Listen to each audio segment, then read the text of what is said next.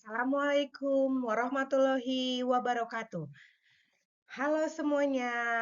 Di sini saya Umi Kalsum Brusbayang dari SD 040572 Binanga. Saya adalah CGP angkatan 11 dari Kabupaten Karo.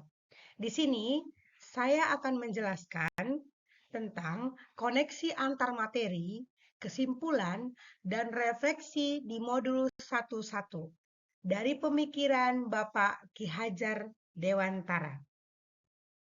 Saya akan merefleksikan diri saya dari 3 pertanyaan berikut.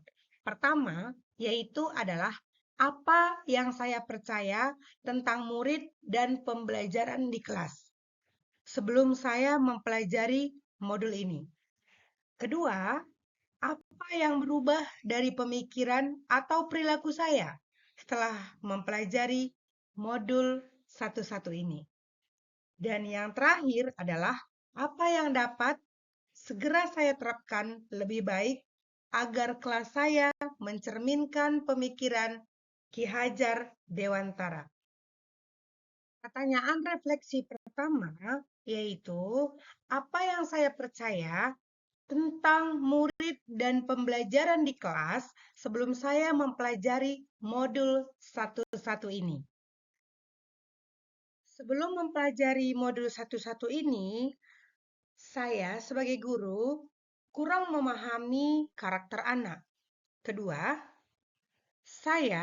fokus utama saya hanya sebatas anak-anak memahami materi saja.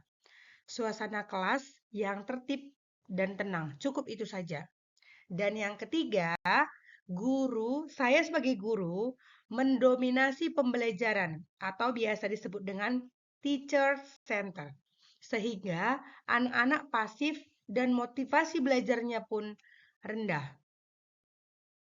Pertanyaan kedua yaitu apa yang berubah dari pemikiran atau perilaku saya setelah mempelajari modul 11 ini. Setelah mempelajari modul 11 ini, banyak yang merubah pemikiran saya. Saya sadar betul bahwa ternyata guru bukan merupakan satu-satunya sumber belajar anak. Pembelajaran itu harus berpusat pada anak atau biasa disebut dengan student center.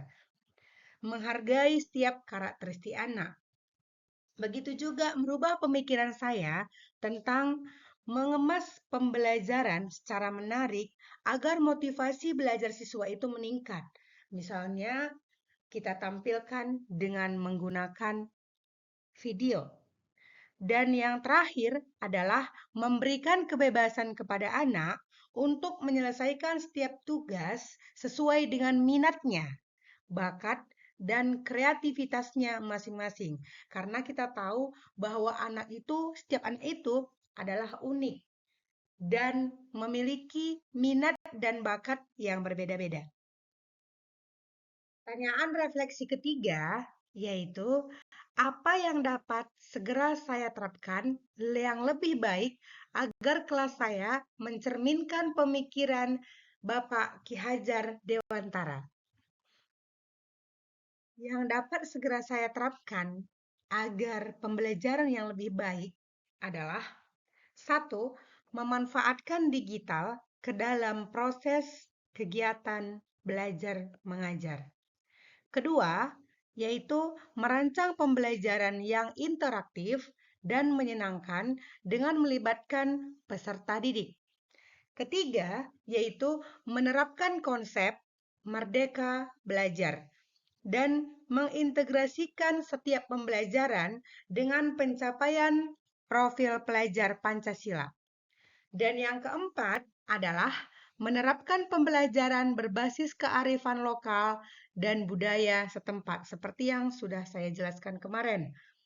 Kelima, yaitu pembelajaran yang sesuai dengan kodrat alam dan kodrat zaman.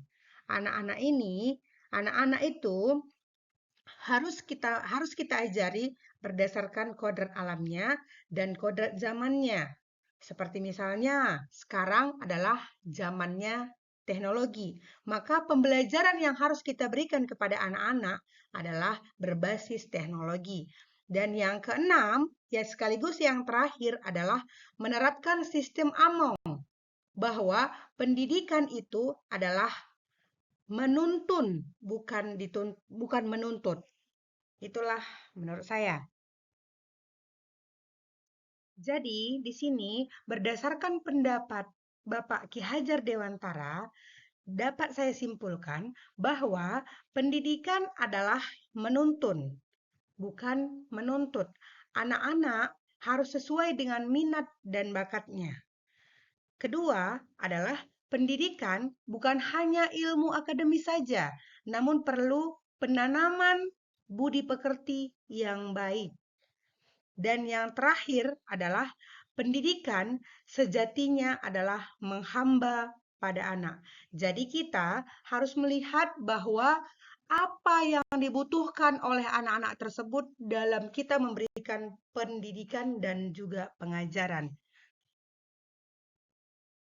Inilah beberapa dokumentasi yang sudah saya lakukan setelah membaca modul satu-satu ini mengenai pemikiran Bapak Ki Hajar Dewantara tersebut.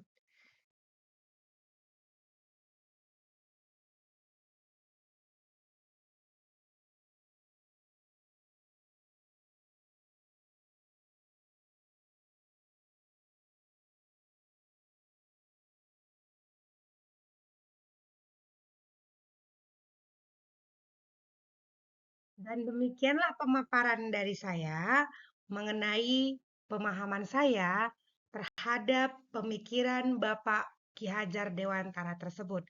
Semoga bermanfaat. Terima kasih.